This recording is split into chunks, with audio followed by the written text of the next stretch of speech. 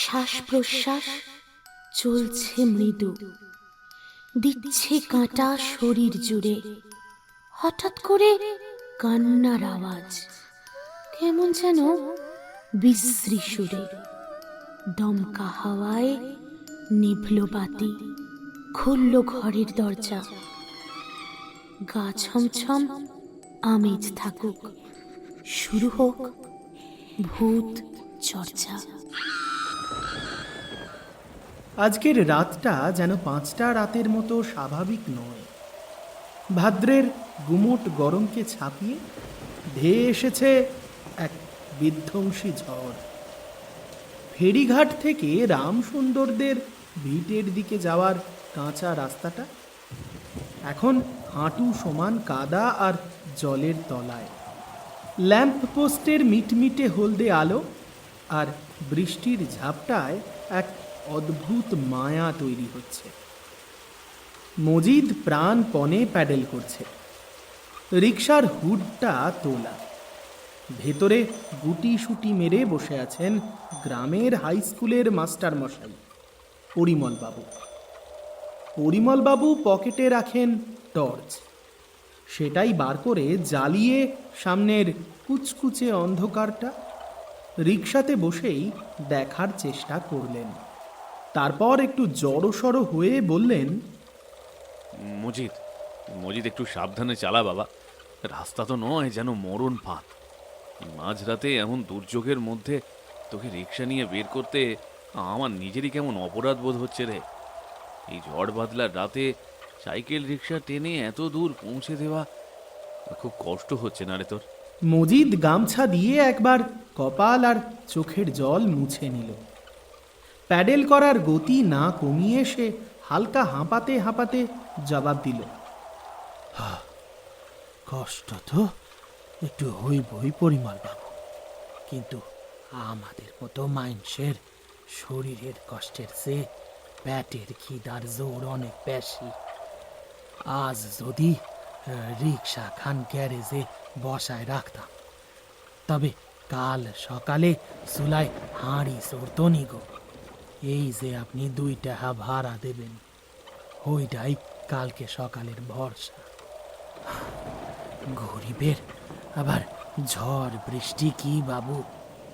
এই কথা শুনে পরিমলবাবু দীর্ঘশ্বাস ফেললেন। রিকশার চাকাটা একবার গর্তে পড়ে সশব্দে লাফিয়ে উঠল। তিনি রিকশার হাতলটা শক্ত করে চেপে ধরলেন। চারপাশটা যেন বড় বেশি নিঝুম। বৃষ্টির শব্দ ছাড়া আর কোনো শব্দ নেই। না কোনো ঝিঁঝি পোকার ডাক, না কোনো কুকুরের ঘেউ ঘেউ। এমনকি দূরে কোনো বাড়ির জানলার আলোও দেখা যাচ্ছে না। কেমন একটা গা ছমছমে নিস্তব্ধতা গিলে খাচ্ছে চড়াচড়। তা মজিদ, এই যে এত রাতে ফাঁকা রাস্তা দিয়ে রিক্সা নিয়ে যাস, শ্মশানতলা পার করিস, এই পরিত্যক্ত জমিদার বাড়িগুলোর অন্ধকার ছায়া মারাস, তোর ভয় করে না?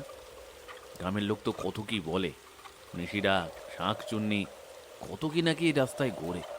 তোর বুক কাঁপে না কোনোদিন? মজিদ একটু হাসল। অন্ধকারের মধ্যে সেই হাসির শব্দটা বৃষ্টির শব্দের চেয়েও ধারালো শোনালো। সে প্যাডেল করতে করতে একটু শিথিল হয়ে শান্ত গলায় বলল, পরিমল বাবু, আপনারা শিক্ষিত মানুষ, ওই মাস্টারি করেন। একটা কথা কই শোনেন, ভয় যদি পেতি হয়, তবে জীবন্ত মানুষরে ভয় পাওয়া উচিত। মৃত মানুষে কোনদিন কারো ক্ষতি করতে কি আসে? তারা তো চলে গেছে তাদের সীমানার ওপারে। ভয়টা তাদের নিয়ে যারা বেঁচে আছে, যাদের মনে প্যাঁচ আর প্যাডে হিংসা। মরা মানুষ বড় জোর একটু ঠান্ডা হাওয়ায় জাপটা দিয়ে যায়, কিন্তু জ্যান্ত মাইনসে তো বুকে ছুরি বসাতেও 2 বার ভাবে না। মজিদ থামল। তারপর একটা দীর্ঘশ্বাস ফেলে আবার বলতে শুরু করলো। এই যে আপনি ভূত প্রেতের কথা কইছেন, কত রাত একা একা রিক্সা চালাইছি এই রাস্তায়। কোনোদিন তো কেউ পথ আটকায় নাই। আসলে ভয়টা আমাদের মনে। মাইনসে যখন অপরাধ করে তখন তার নিজের ছায়াটাই ভূত হয়ে সামনে দাঁড়ায়, বুঝলেন কিনা?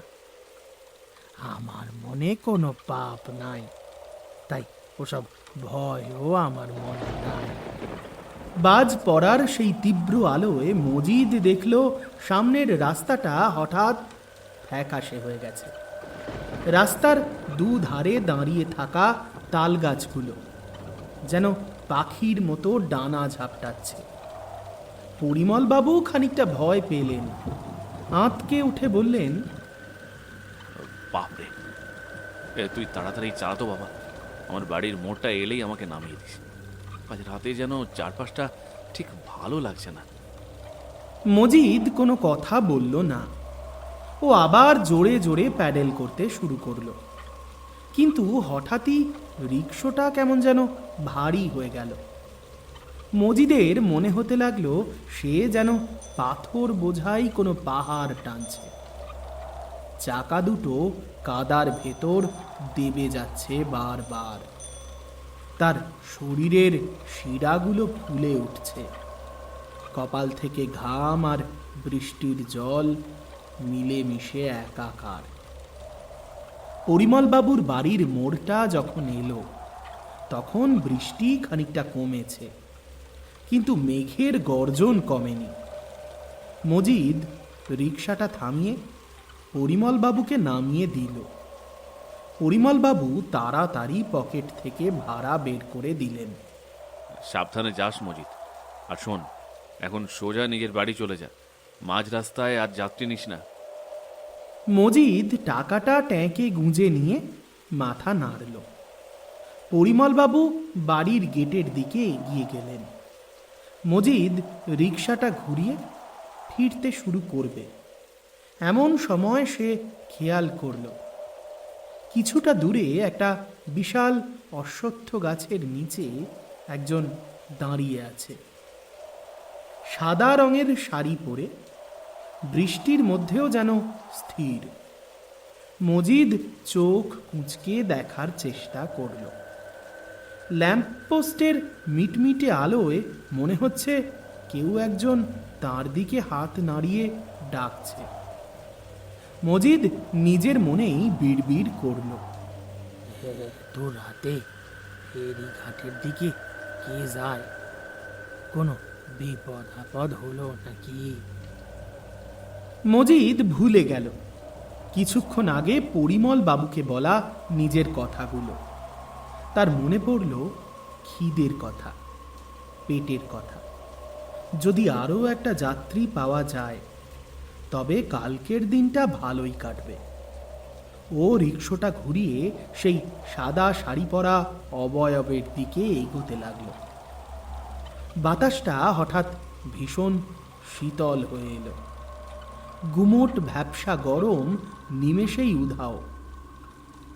মজিদ রিকশা নিয়ে যত কাছাকাছি যাচ্ছে ততই তার নাকে আসছে এক অদ্ভুত গন্ধ, যাকে বলা যায় কোনো একটা পচা ফুলের গন্ধ।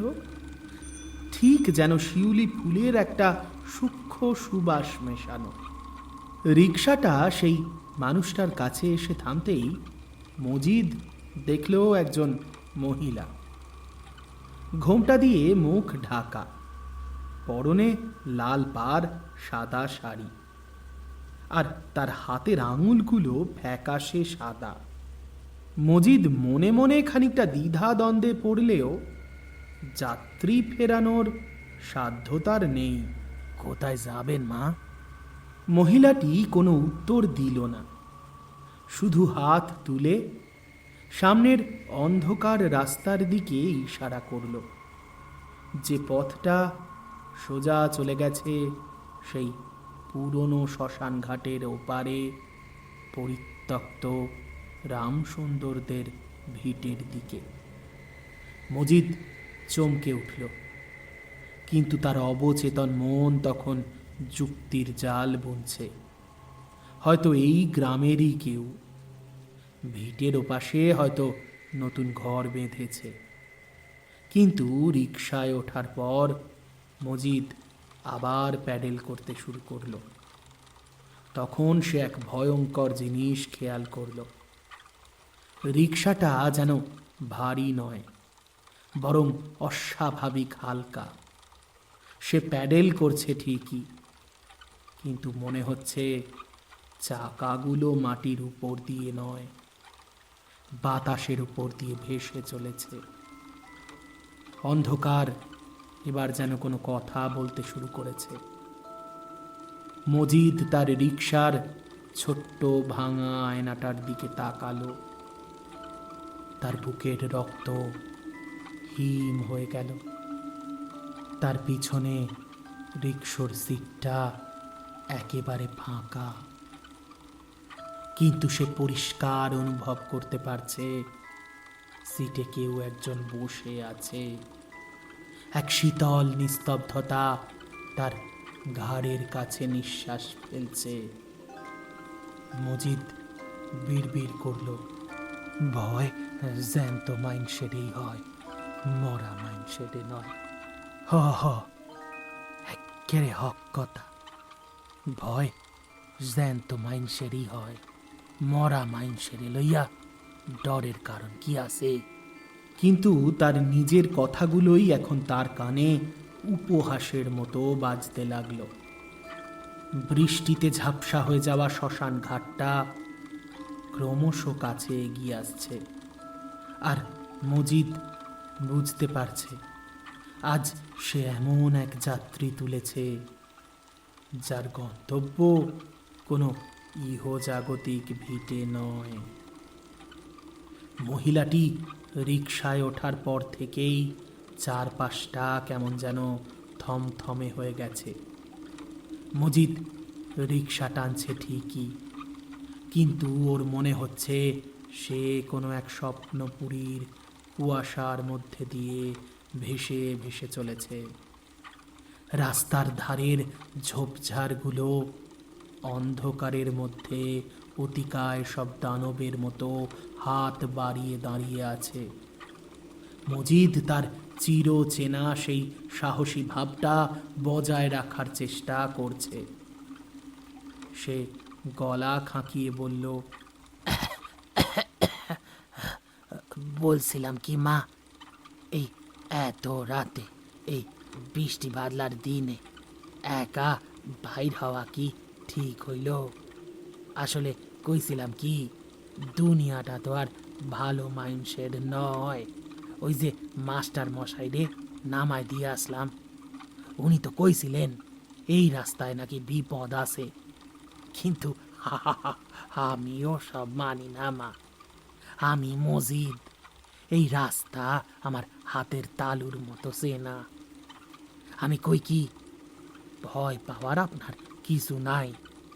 ভয় তো ওই জ্যান্ত জানোয়ার গুলান রে, যারা মাইন্সের ব্যাসে ঘুরে বেড়ায়। মরা মাইন্সে তো আর ফিরা আইসা রিক্সার ভাড়া চাইবে না। কি ঠিকই কইলাম না মা? মজিদ একটু হাসার চেষ্টা করল, কিন্তু নিজের হাসির শব্দটাই তার নিজের কানে কেমন যেন শুকনো আর ফাঁপা শোনালো। ও পিছনের সিটের দিকে না তাকিয়েই আবার বলতে লাগলো, বুঝলেন মা, মাইন্সে মরে গেলে মাটি আর না হয় ছাই, তার আবার ডরের কি কারণ? আপনি নিশ্চিন্তে বসেন মা, মসজিদ থাকতে আপনার কোনো ডর নাই। তা আপনি যাবেন কোথা এইটা তো কইলেন না। এই রাস্তা তো ওই শ্মশানের দিকে গেছে, ওদিকে তো কোনো নতুন ঘর বাড়ি হয়েছে বলে জানা নাই। না, এবারেও পিছন থেকে কোনো উত্তর এলো না। শুধু একটা শীতল বাতাসের ঝাপটা মজিদের কানের পাশ দিয়ে বেরিয়ে গেল। মজিদ রিকশার হ্যান্ডেলটা শক্ত করে চেপে ধরল। ওর হাতের তালু ঘেমে যাচ্ছে। ও আবার জিজ্ঞাসা করল, ও মা, মা জননী, শুনতে পাচ্ছেন? কই যাবেন কন? এবার একটা অত্যন্ত ক্ষীণ, অস্পষ্ট, হাড় হিম করা কণ্ঠস্বর ভেসে এলো। মনে হলো শব্দটা রিকশার ভিতর থেকে নয়, বরং সরাসরি মজিদের কানের ভিতর থেকে প্রতিধ্বনিত হচ্ছে। রাম সুন্দরদের ভিটে। মজিদের পা যেন প্যাডেলের উপর জমে গেল। রামসুন্দরদের ভিটে? সেই ভিটে তো আজ থেকে বছর 25-30 আগে এক ভয়ঙ্কর অগ্নিকাণ্ডে দাউ দাউ করে পুড়ে শেষ হয়ে গিয়েছিল। প্রদীপ থেকে আগুন লেগে গোটা পরিবারটা শেষ হয়ে গিয়েছিল এক রাতে। এখন সেখানে শুধু ভাঙা ইটের পাঁজার, আগাছার জঙ্গল। লোক মুখে শোনা যায় অমাবস্যার রাতে সেখান থেকে নাকি কান্নার শব্দ ভেসে আসে। রাম সুন্দরদের ভিটে সেই হানে কেন যাবে? মাথা খারাপ নাকি মহিলার? ওখানে তো সাপের বাসা। হয়তো ভিটের পেছনে কোনো নতুন পাড়া হয়েছে। সেইটাই হবে। মজিদ, তোর তোর ডরায় কেন? তুই তো জানিস ভয় জ্যান্ত মাইনসেরে। নিজের নিজের যুক্তিতে অটল থাক মজিদ। মজিদ জোর করে মনে সাহস জোগালো। তারপর খানিকটা গলা উঁচিয়ে বলল, রাম সুন্দরদের ভিটে? চিনি তো। ওর পাশ দিয়ে যে নতুন রাস্তা হইছে মনে হয়। তা মা, আপনাদের ওখানে কেউ থাকে বুঝি? আমি তো জানতাম জায়গাটা পরিত্যক্ত। যাই হোক, আমার কি, আপনি জানেন, আপনি জাতি চাইছেন, আমার কাজ পৌঁছে দেওয়া। মজিদ রিকশা চালাচ্ছে, কিন্তু তার মনের ভেতরে একটা খটকা বড় হচ্ছে। রিকশাটা কেন এত হালকা লাগছে? সে প্যাডেল করছে, কিন্তু কোনো ভার অনুভব করছে না। মনে হচ্ছে রিকশাটা মাটির সঙ্গে কোনো সম্পর্কই রাখেনি। এই বৃষ্টি বাদলার জলে তো রাস্তা পেছল হয়ে যাওয়ার কথা, তাই হয়তো টানতে সুবিধা হতেছে। পেছল রাস্তায় তো ঘষা কম লাগে। মাস্টার মশাই তো বলছিলেন ডর লাগার কিছুটি নাইকো। তবু যেন মন মানতে চাইছে না। মজিদের চোখের নজর বারবার রিকশার সেই ভাঙা আয়নাটার দিকে চলে যাচ্ছে। আয়নাটা কোনাকুনিভাবে এমন জায়গায় লাগানো যে পিছনের সিটের কিছুটা অংশ দেখা যায়। মজিদ আর চোখে আয়নায় তাকালো। তার শিরদাঁড়া দিয়ে একটা হিম শীতল স্রোত বয়ে গেল। আয়নার পিছনের সেই সিটটা একেবারে ধুধু করছে। শুধু রিকশার হুডের কালো পর্দাটা দেখা যাচ্ছে, কিন্তু সেখানেও কোনো মানুষ নেই। অথচ মজিদ রিকশার চেনের খটখট শব্দ বুঝতে পারছে। সিটে কেউ বসে আছে কিনা বুঝতে পারছে। এমনকি রিকশাটা মাঝে মাঝে মৃদু দুলছে, তাও তার দৃষ্টি এড়িয়ে যায়নি। মজিদ মনে মনে ভাবল, ঠিক ওই তো দেখতাছি, আয়নাটায় তো কিছুই দেখা যাতিছে না। কিন্তু কেন? হতে পারে আয়না খান জলে ভিজি চটি গেছে। আর চারদিকে যা ঝাপসা, আলো আন্ধারির খেলা, পানির লগে কাঁচ খান ঘোলা হয়ে গেছে। মজিদ বারবার নিজেকে যুক্তি দিয়ে বোঝানোর চেষ্টা করছে, কিন্তু এই ঝড় বাদলের রাতে ঠান্ডা হাওয়ার দাপটেও তার কপালে বিন্দু বিন্দু ঘামগুলো জমতে থাকছে।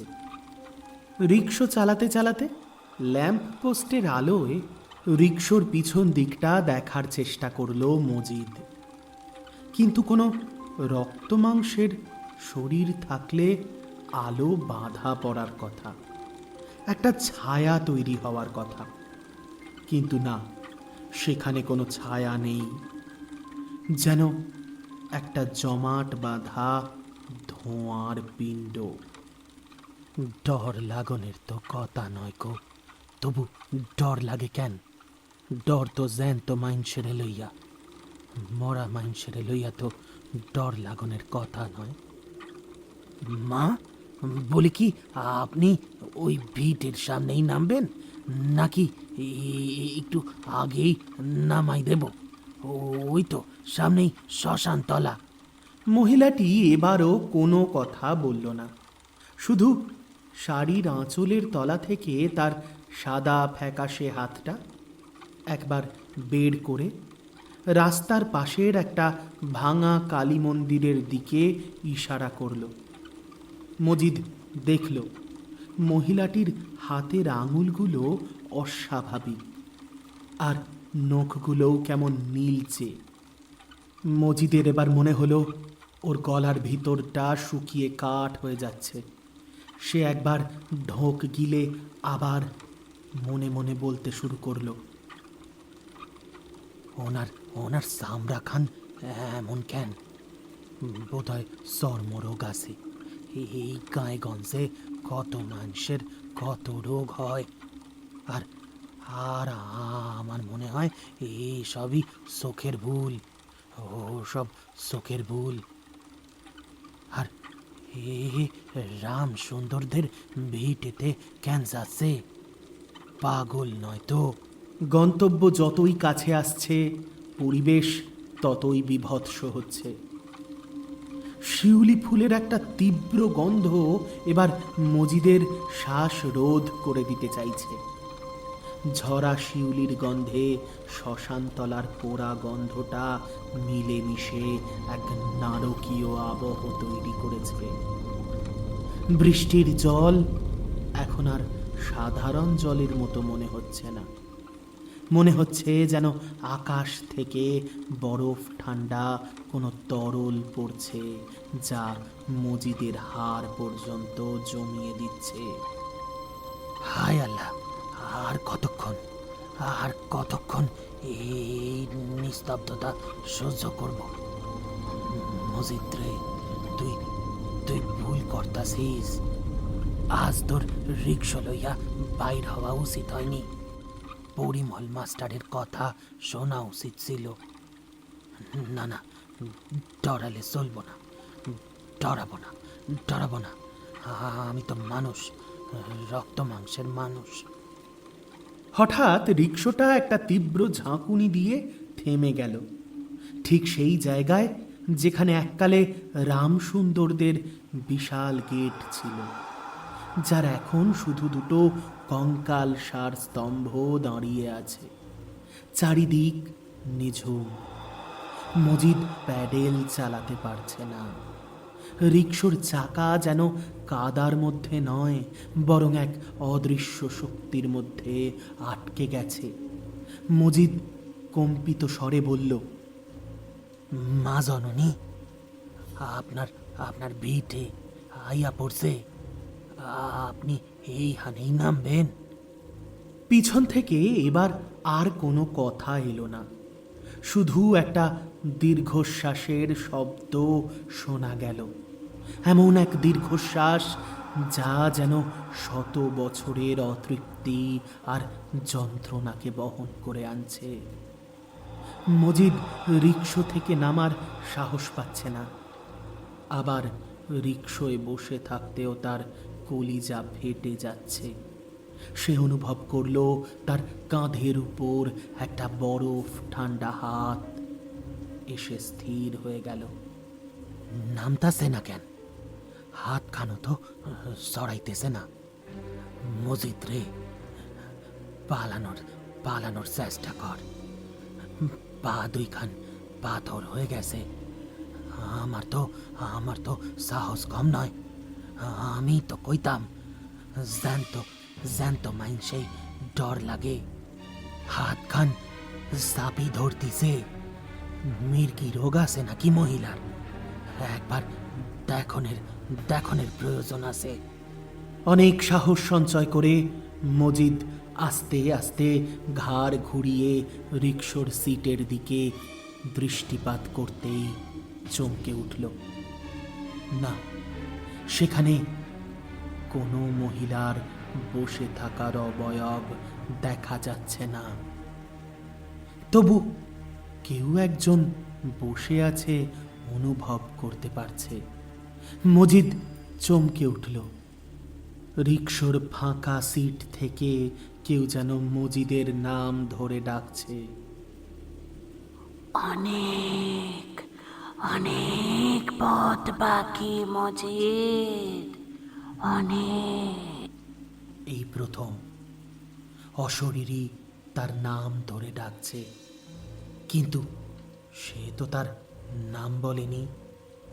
কে কে কে আপনি? নামুন নামুন কইতাছি। রাম সুন্দরদের ভিটে আইয়া পড়ছে। আর আর এক কদমও আমি যাব না। আপনার আপনার কোনো ভাড়া দিতে লাগবে না মা। আপনি আপনি যেই হন নেমে যান। আমারে জাতি দিন। হঠাৎ একটা তীব্র বিদ্যুতের চমক আকাশ চিরে গর্জে উঠল। সেই 1 সেকেন্ডের আলোয় মজিদ রিকশার সিটের দিকে তাকালো, আর যা দেখল তা দেখার জন্য সে মোটেও প্রস্তুত ছিল না। সিটে কেউ বসে নেই। সিটের গদিটা খানিকটা দেবে আছে, যেন কেউ সেখানে সশরীরে আসেন, কিন্তু সেখানে কোনো অবয়ব নেই। কেবল একটা সাদা ঘোমটাওয়ালা চাদর বাতাসে ভাসছে, যেন তার ভেতরে কোনো দেহ নেই, শুধু একটা শূন্যতা। ঠিক সেই মুহূর্তে মজিদ একটা অসহ্য সুবাস পেল। শ্মশান ঘাটের সেই পোড়া গন্ধটা হঠাৎ উধাও হয়ে গিয়ে এক অপার্থিব শিউলি ফুলের গন্ধে চারপাশ ভরে উঠল। এত তীব্র গন্ধ যেন মজিদের দম আটকে আসছে। সে দেখল অন্ধকার ভিটের ভিতর থেকে শত শত শিউলি ফুল বৃষ্টির মতো ঝরে পড়ছে। এবার সে পরিষ্কার অনুভব করতে পারল মহিলাটি যেন রিকশো থেকে নামল। রিকশোর স্প্রিংগুলো যেন একবার সশব্দে দুলে উঠল। সিটটা আবার আগের অবস্থানে ফিরে এলো।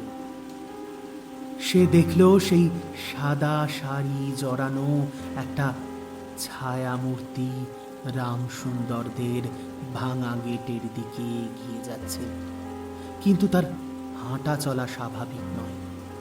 তার পা মাটির বেশ কিছুটা ওপর দিয়ে আলতোভাবে ভেসে যাচ্ছে। বৃষ্টির জল সেই কাপড়ের উপর পড়ছে ঠিকই, কিন্তু কাপড় ভিজছে না। জল যেন সেই কাপড়ের খণ্ডাংশকে পাশ কাটিয়ে মাটিতে পড়ে যাচ্ছে। এইটা কেমনে সম্ভব? পানিও তারে ছোঁয় না। তার তার শুধু ছায়া আছে, শরীর নাই। হঠাৎ করেই ছায়ামূর্তিটা গেটের থামের কাছে গিয়ে একবার থামল, তারপর ধীরে ধীরে মুখ ফেরালো। মজিদ ভালো করে দেখল ঘোমটার ভিতরে কোনো মুখ নেই, কেবল দুটো জলজলে লাল আগুনের পিণ্ড যেন মজিদের দিকে তাকিয়ে আছে। সেই দৃষ্টিতে কোনো রাগ নেই, আছে এক অসীম হাহাকার। আজকের রাতটা আমার ফেরার ছিল মজিদ, আমায় পৌঁছে দিলি, ভালোই করলি। কথাগুলো বলতে বলতেই সেই অবয়বটি ধোঁয়ার মতো মিলিয়ে গেল রামসুন্দরদের সেই পোড়া ভিটের অন্ধকারে, আর সেই সঙ্গেই মজিদ অনুভব করলো এক প্রচণ্ড ধাক্কা। সে ছিটকে পড়ল কর্দমাক্ত মাটির উপর। চারপাশটা হঠাৎ ঘুটঘুটে অন্ধকার হয়ে গেল। বৃষ্টির শব্দ যেন আস্তে আস্তে কমে আসছে, কিন্তু তীব্র হচ্ছে শিউলি ফুলের ঘ্রাণ।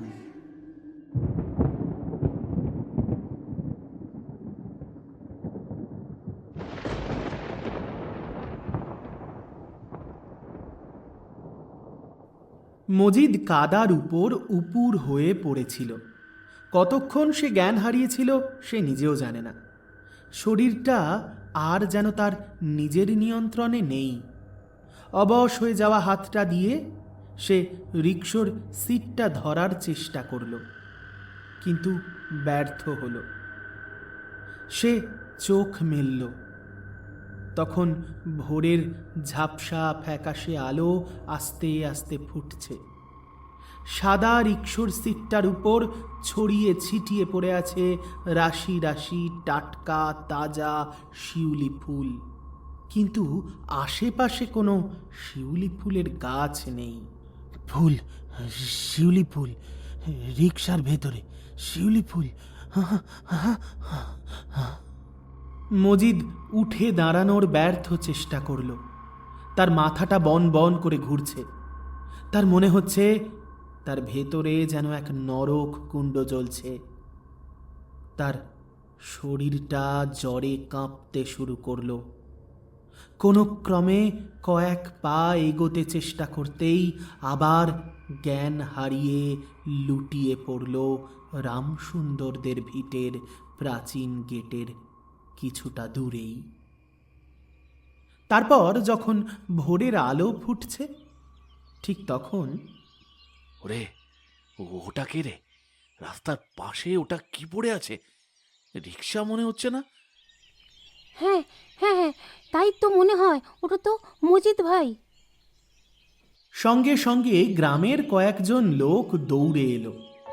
তারা দেখল মজিদ জ্বরে অচৈতন্য হয়ে পড়ে আছে, আর তার হাতের মুঠোয় ধরা রয়েছে এক গুচ্ছ টাটকা শিউলি ফুল। এমনকি মজিদের রিকশোর সিট থেকে শুরু করে মজিদের শরীর যেখানে পড়ে আছে তত দূর পর্যন্ত বেছানো রয়েছে রাশি রাশি টাটকা তাজা শিউলি ফুল। বাপরে, এ তো গা পুরো পুড়ে যাচ্ছে জ্বরে, মুখ দিয়ে ফেনা উঠছে। কাল ঝড় বৃষ্টির রাতে ও এখানে কি করতে এসেছিল? আমাকেই তো বাড়ি পৌঁছে দিয়ে তারপর ফিরে যাচ্ছিল নিজের বাড়িতে। বারবার বারণ করলাম আর যেন কোনো যাত্রী না নেয়, বলে দিলাম যেন সোজা নিজের বাড়ি চলে যায়। আর ওর বাড়ির রাস্তা তো এটা নয়। আর এই রামসুন্দরদের ভিটে। অবাক হয়ে গেলেন পরিমলবাবু। তারপর গ্রামের একজন বয়স্ক মহিলা, যাকে সবাই কুসুম দিদিমা বলে ডাকে, লোকজনের ভিড় ঠেলে তিনি এগিয়ে এলেন মজিদের রিকশোর কাছে। তার চোখ দুটো তখন ছানা বড়া। শিউলি? রিক্সার সিটে এত শিউলি কোত্থেকে এলো রে? কাল তো অমাবস্যার রাত ছিল। ওরে, আজই তো সেই অভিশপ্ত তিথি। গ্রামের মানুষজন তার দিকে অবাক হয়ে তাকালো। কুসুম দিদা আবারও ধরা ধরা গলায় বলতে থাকলো, এমনই এক ঝড় বৃষ্টির ভোর রাতে রামসুন্দরের বাড়ির বড় বউ শিউলি বাগানে ফুল তুলতে গিয়েছিল। মেয়েটার খুব শিউলি ফুলের শখ ছিল রে। গাছতলায় ফুল কুড়োতে কুড়োতে হঠাৎ ছিঁড়ে পড়া বিদ্যুতের তারে পা লেগে যায় তার। এক মুহূর্তের মধ্যে পুড়ে খাক হয়ে গিয়েছিল ওই সোনার মতো দেহটা। মরার সময়ও তার হাতের মুঠোয় ধরা ছিল শিউলি ফুলগুলো। আহা, তো সেই থেকে এই তিথিতেই সে নাকি ফিরে আসে তার ভিটে। কতজন দেখেছে, কিন্তু কেউ বিশ্বাস করেনি মজিদ তখন ঘোরের মধ্যে চোখ মেলে তাকানোর চেষ্টা করছে। তার কানে কুসুম দিদার কথাগুলো যেন এসে পৌঁছচ্ছে, আর চোখের সামনে তখনও ভেসে উঠছে সেই অশরীরী যাত্রীর ফ্যাকাশে হাতগুলো। মজিদ অস্ফুট স্বরে কেবল একটাই কথা বলতে পারল, ডর লাগে জ্যান্ত মাইনসেরে, মৃত মাইনসেরে নয়। সে তো আমার কোন ক্ষতি করেনি কো, সে কেবল তার ঘরে ফিরেছে। মজিদ আর কোনোদিন রাতে রিকশা নিয়ে বের হয়নি। তার সেই প্রচণ্ড জ্বর সেরে গিয়েছিল কদিনের মধ্যেই, কিন্তু তার মনের ভিতরের সেই যুক্তিবাদী মজিদটা সেদিনই রামসুন্দরদের ভিটে শেষ হয়ে গিয়েছিল। আজও গ্রামের মানুষ সেই ভিটের পাশ দিয়ে যাওয়ার সময় নাকে শিউলি ফুলের গন্ধ পায়, তা সে শরৎকাল হোক বা না হোক। আর মজিদ, সে এখন ভাদ্রের অমাবস্যা রাতে নিজের জানলা বন্ধ করে ঘরের এক কোণে বসে থাকে, কারণ সে জানে জগতের সব রহস্যের উত্তর বিজ্ঞানে নেই। কিছু উত্তর কেবল সেই অন্ধকার কুয়াশাচ্ছন্ন অশরীরী নিস্তব্ধতাতেই লেখা থাকে। শিউলি ফুলের গন্ধ এই গল্পটা আজ এ পর্যন্তই। এই গল্পের লেখক এবং গল্প পাঠে ছিলাম আমি, আপনাদের বন্ধু প্রীতম। আর অন্যান্য চরিত্রে আমার সঙ্গে ছিল অন্তরা, অনিন্দিতা, অতনু। যদি আজকের গল্পটা আপনাদের ভালো লেগে থাকে তাহলে একটা লাইক এবং কমেন্ট করে জানাতে ভুলবেন না সে কথা। আর যদি আপনি আমাদের চ্যানেলে নতুন হন তাহলে অবশ্যই অনুরোধ জানাবো আমাদের চ্যানেলটা সাবস্ক্রাইব করে নোটিফিকেশন পাওয়ার জন্য বেল আইকনটা প্রেস করে রাখতে। তাহলে যখনই এবার থেকে আমরা বুধবার ঠিক রাত্রি 8:30টায় একটা করে সত্য ঘটনা অবলম্বনে অনুপ্রেরণামূলক গল্প আপলোড করব, কিংবা প্রতি শনিবার রাত্রি 9:30টায় একটা করে ভূত, রহস্য, রোমাঞ্চ গল্প আপলোড করব, ঠিক তখনই আপনার মোবাইলে পৌঁছে যাবে নোটিফিকেশন। যাই হোক, এবার চলে আসি গত পর্বে যে 10 জন সঠিক উত্তরদাতা সঠিক উত্তর দিয়েছিলেন তাদের নাম ঘোষণায়।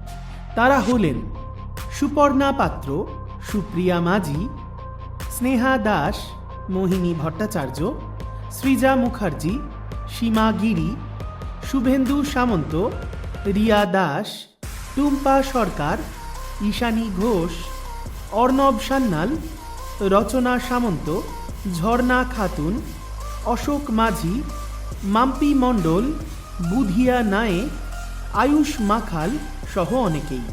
এবার চলে আসি আজকের পর্বের প্রশ্নে। আজকের প্রশ্ন: বৃষ্টির রাতের পরের দিন গ্রামের যে বয়স্ক মহিলা আসল রামসুন্দরদের ভিটের গল্পটা বলে শোনালেন সেই দিদার নাম কি? যদি গল্পটা মন দিয়ে শোনা হয়ে থাকে তাহলে এই প্রশ্নের উত্তর খুবই সহজ। আর অপেক্ষা না করে চটপট মোবাইল ফোনটা নিন আর টাইপ করুন সঠিক উত্তর শুধুমাত্র কমেন্ট বক্সে।